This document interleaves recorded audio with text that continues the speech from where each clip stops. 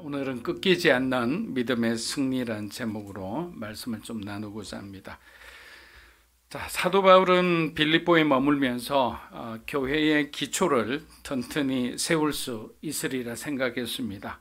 이러한 확신에는 루디아와의 만남이 가장 컸습니다. 자신감을 얻은 바울의 전도팀은 매일 강변의 기도처소를 돌아다니면서 복음을 전하였습니다. 바울의 설교는 강력한 영향력을 미쳤습니다. 거리의 사람들이 조금씩 바울의 설교에 반응하기 시작했습니다. 여러분, 이것은 굉장히 중요한 겁니다. 저와 여러분이 어떠한 설교나 어떠한 말씀에 반응하기 시작한다는 것은 내 안에서 변화가 일어나기 시작했다는 거예요. 그 말씀이 나의 가장 아프고 여리고 정말 약한 곳에 꽂혔다는 거예요. 왜? 하나님께서는 그 부분을 변화시키고자 하는 거예요. 그 부분을 좀 더 성장시키고자 하시는 거예요. 이런 말씀이 이제 반응이 있다는 것은 이제 새로운 부흥의 시작이다라고 볼 수 있습니다. 어떤 사람들은 믿음을 갖게 되었습니다. 또 어떤 사람들은 개척 멤버로 합류하기까지 합니다. 바울은 빌립보에서 하나님께서 보여주시는 작은 부흥을 경험하고 있었습니다. 그러나 좋은 일이 있으면 항상 우리가 반드시 이겨내야 할 그런 시험과 시련이 뒤따릅니다.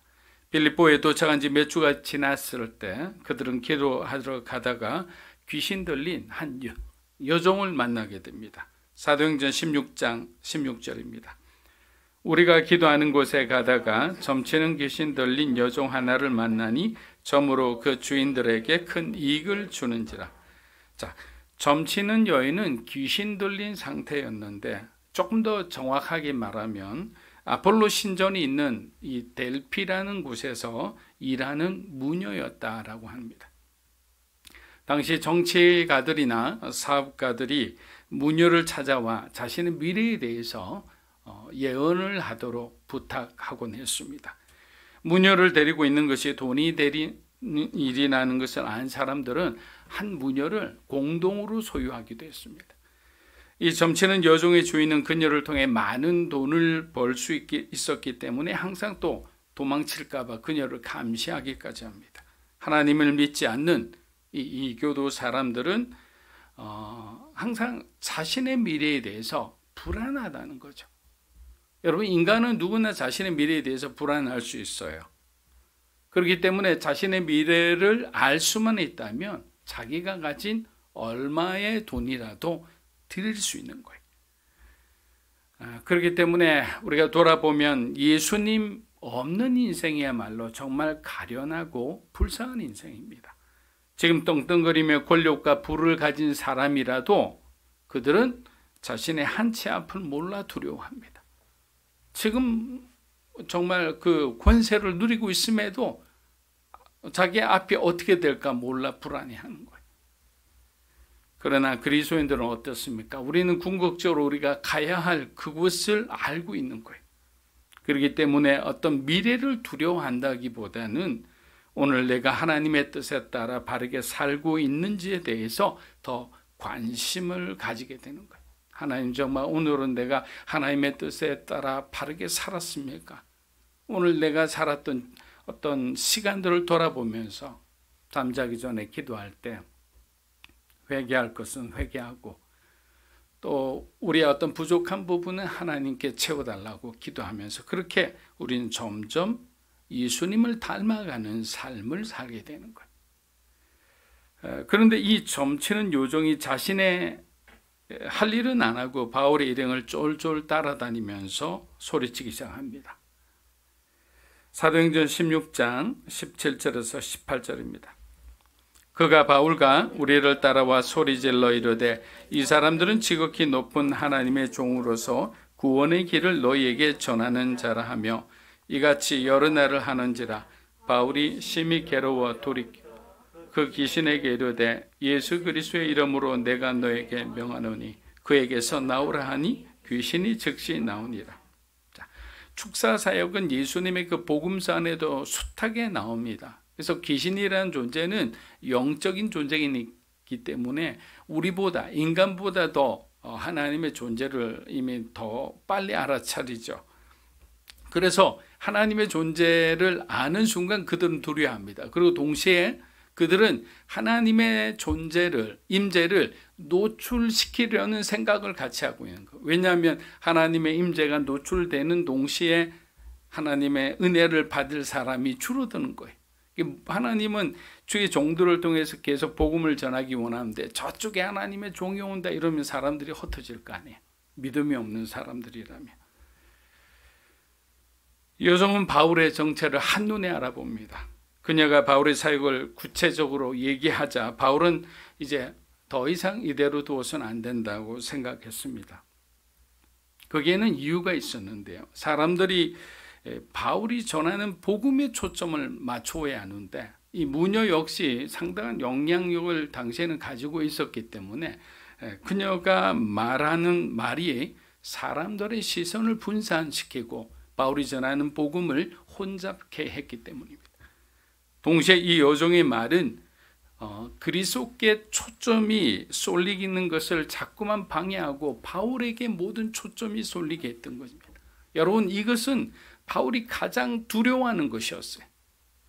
자신을 통해 기적이 일어나고 사람들의 구원을 받고 놀라운 사역의 열매를 맺는 것은 오직 자신을 부르신 그리스도의 능력과 은혜로서 이 모든 것이 이루어진다고 그는 생각했는데 여종의 이러한 행위가 너무 부담스러웠기 때문입니다. 웬만하면 앞으로 세워질 빌립보 교회를 생각해서 조용히, 정말 조용히 평안하게 모든 것을 이렇게 마치려 했지만 주의 이름이 더럽혀지는 것은 도저히 그도 참을 수가 없었던 것입니다. 바울이 그녀를 사로잡고 있던 귀신에게 명합니다. 예수 그리스도 이름으로 명하는 거죠. 귀신이 견디지 못하고 즉시 나옵니다. 그런데 문제는 여종의 주인이었습니다. 황금알을 낳아주는 자신의 여종이 더 이상 이제 점을 칠 수 없게 된 거예요. 돈을 벌 수 없게 된 겁니다. 분노합니다. 사람들을 막 동원시킵니다. 그래서 바울과 실라를 붙잡아서 행정관 앞에 가서 너희들이 처벌해라고. 다시는 이러한 사람들이 잘못된 행위를 할 수 없도록 완전히 본을 보이게 해달라고 그렇게 부탁합니다. 여러분 잘 알다시피 당시 빌립보는 로마의 법 안에서 모든 것이 이루어졌습니다. 그리고 이방 종교를 전하고 가르치는 것은 로마법상 아주 엄격하게 금지되어 있었기 때문에 그들은 소위 기소 조항을 계속 늘려서 바울과 실라를 본보기로 삼고자 했던 것입니다. 그리고 점치는 일을 하고 있었던 소위 동류의 이익 집단들이 있잖아요. 그들도 생각하는 거예요. 우리들도 잘못하다가 저 사람들을 그대로 두었다가는 우리가 데리고 있는 그 무녀들이 다 귀신이 나가버리면 점을 칠 수가 없게 되니까 돈을 벌지 못하게 되겠다. 그래서 같은 이익 집단들이 하나가 되어서 막 그냥 집단 행동을 합니다. 이러한 행동은 재판부에 압력을 주기 위함이죠. 아직도 거듭나지 못한 그리스도인들 중에는 미신을 믿고 점을 치고 점성술에 빠진 그런 사람들이 많습니다. 의외로. 여러분 부탁드리지만 이것은 하나님이 가장 싫어하는 1계명과 2계명을 어기는 거예요. 하나님 기억하세요. 우리는 잊어버리지만 20년 30년 전에 점을 치거나 아니면 우리가 정말 주술에 빠져 막 그렇게 행동했던 것을 하나님은 기억해요. 왜? 내가 가장 사랑하는 자녀가 나를 저버리고 우상에 가서 거기 가서 자신의 미래를 점치는 그런 악한 행동을 했다는 것을 하나님은 가슴에 두고 있는 거예요. 여러분 우리가 그렇잖아요. 가해자는 영원히 자신의 가해한 것을 기억하지 못해요. 그러나 피해자는 그것을 잊을 수가 없어요. 그 상처와 아픔을. 하나님은 상처받으신 거예요. 우리의 그러한 잘못된 행동에. 그렇기 때문에 정말 우리가 만약에 그런 행동을 했다면 여러분 과거의 것이라도 끄집어내서 회개하셔야 됩니다. 회개하고 다시는 마귀에게 그런 틈을 주어서는 안 됩니다. 우리 인생이 후회만 남는 거예요. 그런 행동들은. 그렇잖아요. 충성이란 단어에 대해서 예전에 제가 설명했을 때 뭐라고 했습니까? 갈라지지 않는 마음입니다. 하나님 앞에 충성한다는 것은 어떤 상황이 오든지 어떤 환경 속에서도 내 마음이 다른 우상에게 내 마음에 조금도 나눠주지 않는다는 거예요. 오직 하나님만 바라고 산다는 것이 충성되다, faithful하다라는 뜻이에요. 이것은 굉장히 중요합니다. 절대로 우리가 곁눈질해서도 안 됩니다. 사도행전 16장 21에서 23절입니다. 로마 사람인 우리가 받지도 못하고 행하지도 못할 풍속을 전한다 하거늘 무리가 일제히 일어나 고발하니 상관들이 옷을 찢어 벗기고 매로치라 하여 많이 친 후에 옥에 가두고 간수에게 명하여 든든히 지키라. 자, 바울과 실라는 마치 예수님처럼 기둥에 묶인 채 매질을 당합니다. 채찍질을 당한 건 아니에요. 매질을 당합니다. 누가와 디모데의 마음은 타들어갑니다. 그런데 당시 로마 시대에 매질을 하고 감옥에 가두는 것은 아주 중형의 어떤 죄를 범한 사람들에게만 하는 어떤 그런 행동이었어요. 바울과 실라는 단지 귀신을 쫓아낸 것뿐인데 그들에게 내린 형벌은 너무 지나치다는 거죠.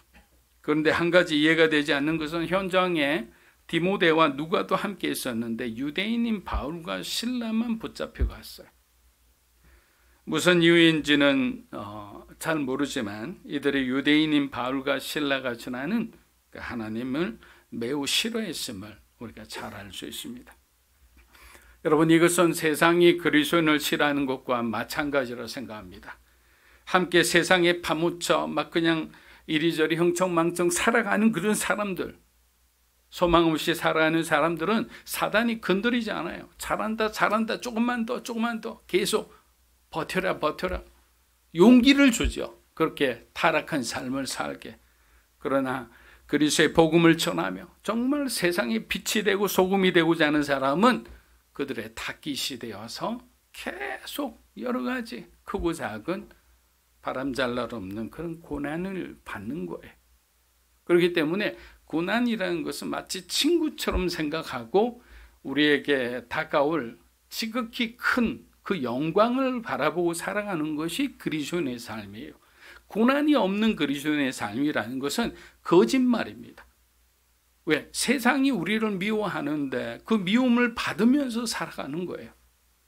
그래서 어떤 일이 있더라도 우리는 어떤 상황에도 내가 고난이 찾아온다면 난 정말 바르게 살아가고 있구나를 생각하면 오히려 위안이 되실 겁니다. 예수님은 팔복의 메시지에서 이미 이러한 상황을 다 예언하셨어요.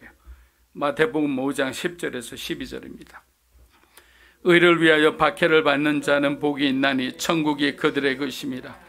나로 말미암아 너희를 욕하고 박해하고 거짓으로 너희를 거슬러 모든 악한 말을 할 때에는 너희에게 복이 있나니 기뻐하고 즐거워하라. 하늘에서 너희의 상이 큼이라. 너희 전에 있던 선지자들도 이같이 박해하였느라. 의를 위하여 박해받는 자는 복이 있다. 하나님은 그들을 기억하셔서 그들에게 천국으로 인도하신다.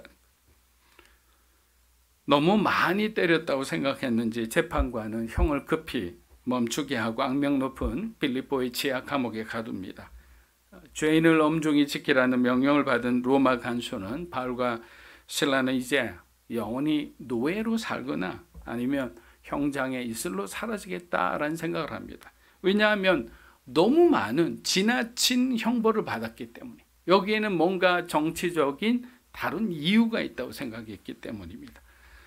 여러분, 이곳에서 인간의 생각과 하나님 생각이 그냥 두 갈래로 갈립니다. 사람들은 눈에 보이는 것으로 판단합니다. 많이 두들겨 맞고 많은 벌을 받는 것을 보고 우리는 그렇게 쉽게 생각하고 판단하는 거예요.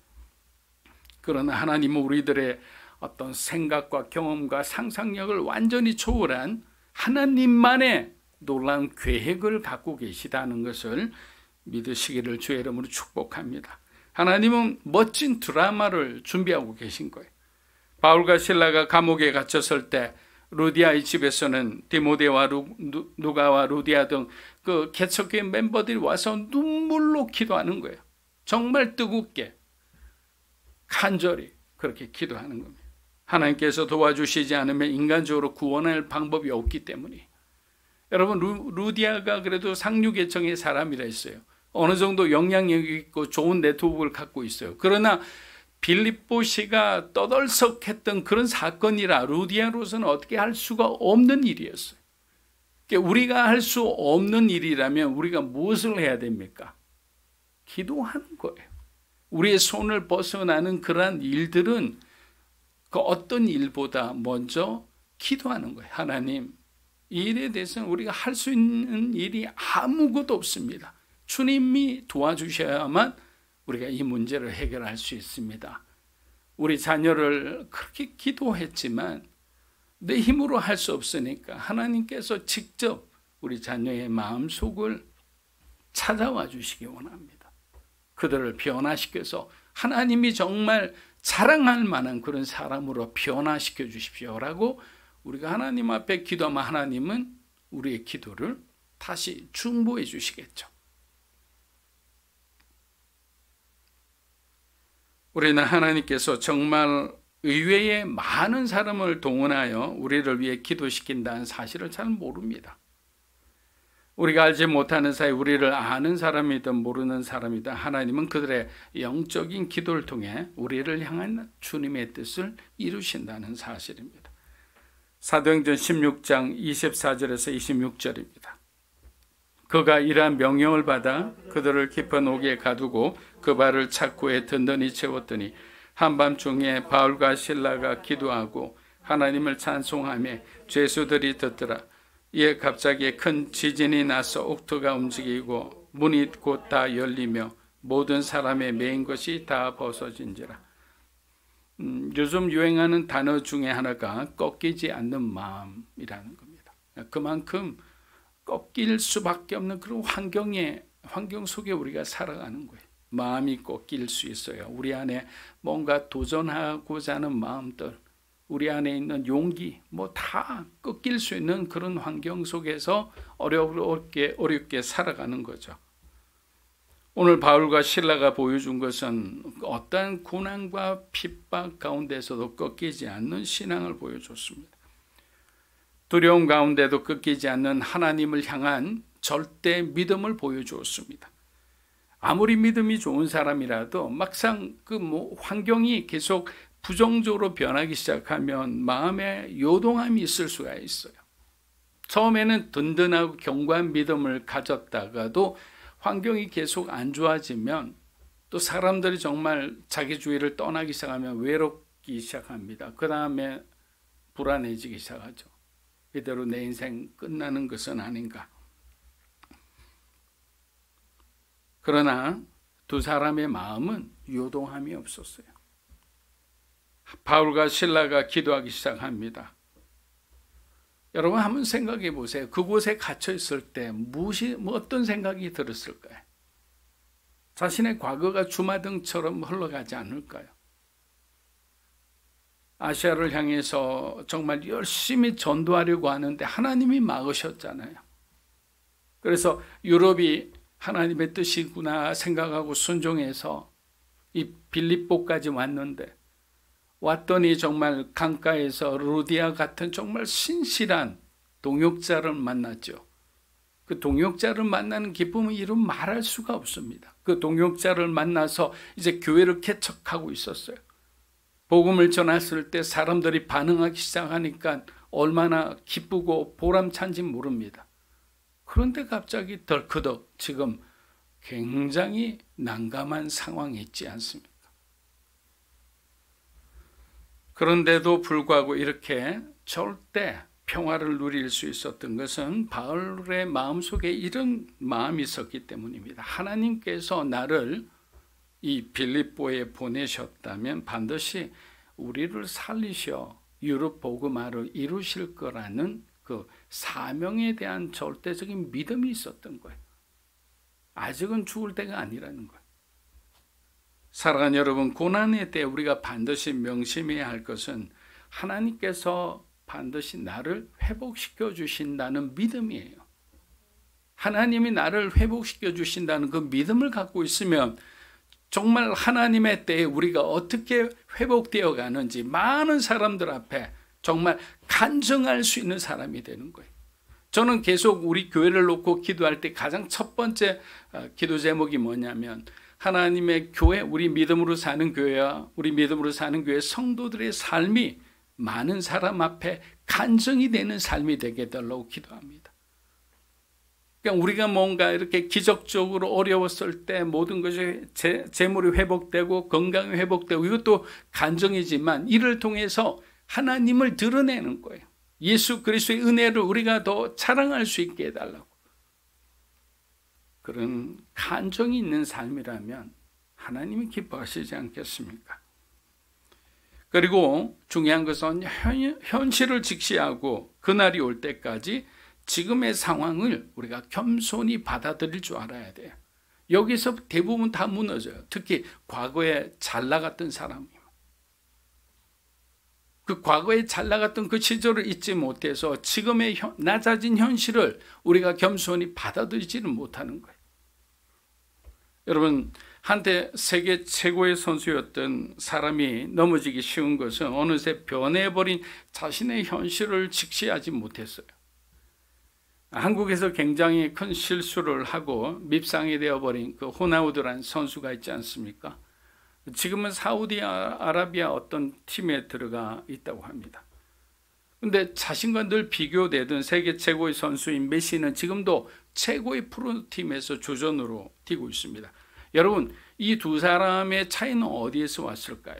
많은 축구 전문가들이 이구동성으로 말합니다. 호나우드는 겸손함이 부족하다. 다른 말로 하면 교만하단 말이죠. 그리고 팀 플레이가 되지 않으니까 퇴출할 수밖에 없었더라. 요즘 시대는 점점 어떤 한 개인의 초점을 맞추지 않습니다. 팀, 공동체적으로 함께 서로가 서로의 힘을 합해서 움직이는 그런 시대예요. 이제는 더 이상 7만 명, 10만 명 대형 교회가 나오지 않고요. 정말 강하지만 작지만 강한 교회, 강소 교회들이 많이 나오게 돼요. 그런 교회들이 연합해서 마지막 주님이 오시는 그날까지 각자의 사명을 충실히 하다가 이제 헤쳐 모여하면 이제 모이는 순간에 어마어마한 폭발력이 나오는 거죠.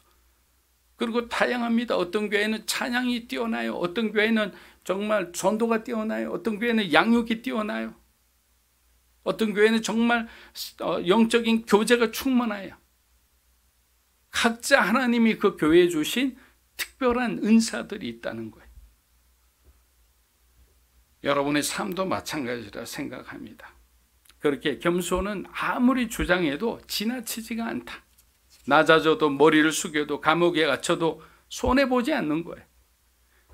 두 사람의 기도와 찬양 소리는 감옥을 넘어 그들을 지키는 간수들의 귀에까지 들렸습니다. 여러분, 이게 중요한 거예요. 간수들의 귀에까지 들렸다는 것은 교회의 간정이 세상 사람들에까지 들렸다는 거예요. 나의 어떤 삶이 여러분의 어떤 공동체, 직장, 사업하는, 만나는 그 모든 여러분의 인생의 카테고리 안에 있는 사람들에게 들렸다는 거예요. 이것이 복음 전파예요. 말로서 전파하는 것도 있지만 우리의 삶을 통해 그들에게 예수님을 보여주는 거예요. 우리의 삶이 어떻게 변했는지, 우리의 삶이 이렇게 풍성한 열매를 맺게 된 원인이 어디 있는지를 가르쳐 주는 가운데 그들이 예수님을 믿게 되는 거예요. 이게 할렐루야죠. 행복할 때 부르는 찬양은 사람들의 마음을 기쁘게 할 수 있어요. 그러나 깊은 감동은 주지 못합니다. 그런데 여러분 생각해 보세요. 입이 터지고 얼굴과 온몸이 부어오른 가운데도 불평하지 않고 최선을 다해 진심을 다하며 하나님께 감사의 기도와 찬송을 드리는 그 소리는 이방인이었던 그들을 가둔 그 로마 간수들의 마음조차도 움직였던 거예요. 사실 이들이 보기에 바울과 실라가 이런 대우를 받기에는 뭔가 석연차 있는 구석이 있다고 생각했습니다. 로마를 부정하고 황제를 모욕한 사람도 아닌데 이렇게 망신창이가 될 정도로 매질을 한 것은 합리적이 않다고 생각했습니다. 이런 억울한 경우에는 보통 사람들 같으면 악을 쓰고 욕을 하며 자신의 무죄를 주장할 텐데 바울과 실라는 너무나 평화롭습니다. 이해가 안 되는 거예요. 이런 게.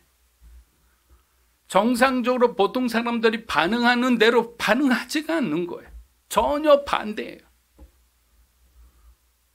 막 자신의 감정을 막 토해낼 수도 있는데 그렇지 않아요. 너무나 평화로운 거예요. 여러분, 이것이 그리스도인들의 고난과 어려움을 대하는 자세입니다. 왜? 주님의 그리스도 안에 있으니까 나는 평화로운 거예요. 그 누구도 원망하지도 않고 하나님께 진심으로 감사의 기도와 찬양의 기도를 드리는 순간 하늘이 응답하기 시작합니다.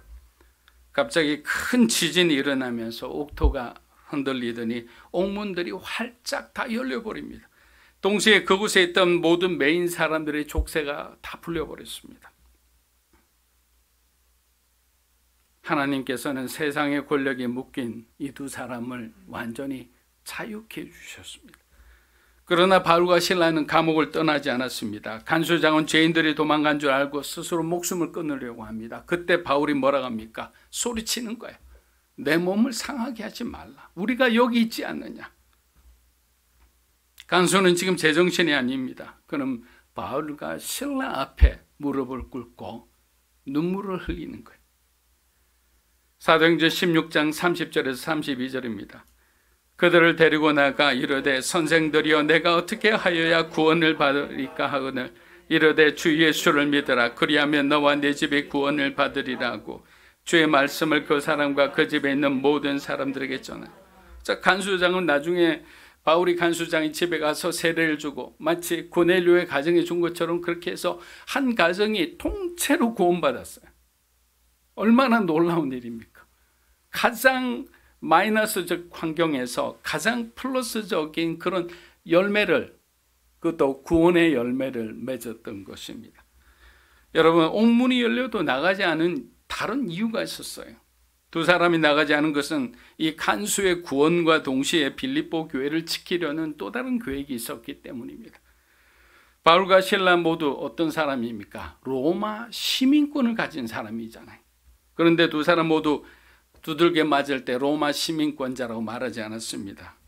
왜냐하면 그들에게 빌미를 만들기 위함이었습니다. 더 큰 하나님의 뜻을 위해서 잠깐의 그 육신의 고통과 심적인 아픔을 참아내는 이 사도들의 모습이 얼마나 귀합니까? 이걸 말하면 맞지 않아도 돼요. 감옥에 들어가지 않아도 돼요. 몸이 망신창이가 되지 않아도 돼요. 그러나 교회를 생각했을 때 내가 고난받는 것이 유익하다고 생각했던 거예요. 그들의 마음은 자기 자신에 머물러 있지 않고 이미 자기 자신을 떠나 교회와 성도들을 향해 있었던 거예요. 아버지의 마음, 부모님의 마음이죠. 자식을 위해서라면 죽을 수 있는 게 부모님이잖아요. 희생할 수 있고 헌신할 수 있잖아요. 내가 아프더라도 자식이 안 아프기를 원하는 게 부모님이잖아요.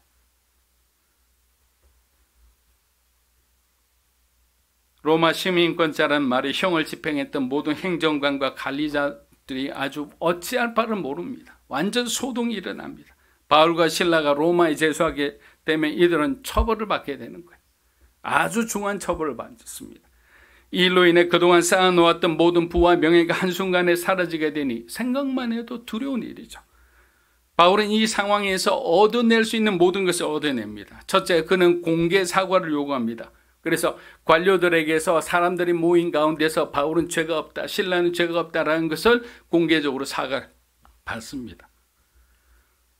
바울은 많은 사람들 앞에서 자신들의 무죄함을 밝힘으로 도덕적 우위를 차지했고 정치적으로 그들의 약점을 뚫어지고 있었습니다. 관리들은 바울에게 떠나주기를 부탁했지만 바울은 서두르지 않고 오히려 떠나지 않고 루디아의 집으로 갑니다. 당당히. 여기에는 목적이 있는 거죠. 이것은 빌립보 교회와 성도들의 안전을 위한 바울의 의도적인 행동이었습니다. 지금 행정관들은 너무나 불안한 상태에 있습니다. 그냥 그대로 이 상태를 유지하는 거예요. 내가 들른 이 집과 이 집에 드나누는 사람들을 너희가 해치지 말라라는 거예요. 그래서 가정교회에 있던 루디아의 집을 방문함으로써 그들에게 워닝, 경고를 하고 있었던 겁니다. 사랑하는 여러분, 저와 여러분들도 우리에게 주어진 인생을 하나님의 시선으로 한번 크게 보시면 좋을 것 같아요. 정말 내가 그리스도인이라면 주님이 주신 그 말씀대로, 내게 주신 사명대로 한번 열심히 한번 살아보십시오. 힘들고 어려울수록 하나님께 감사하고 바울과 실라처럼 하나님을 찬양해 보십시오. 고난이 깊을수록 원망하지 말고 오히려 하나님께 막 감사드리는 거예요. 우리는 이 일이 왜 일어났는지 이해하지 못하지만 하나님은 알고 계시기 때문에 바울과 실라에게 임한 이 기적이 그리스도의 이름으로 살아가는 저와 여러분의 삶에도 풍성히 임하리라 믿습니다.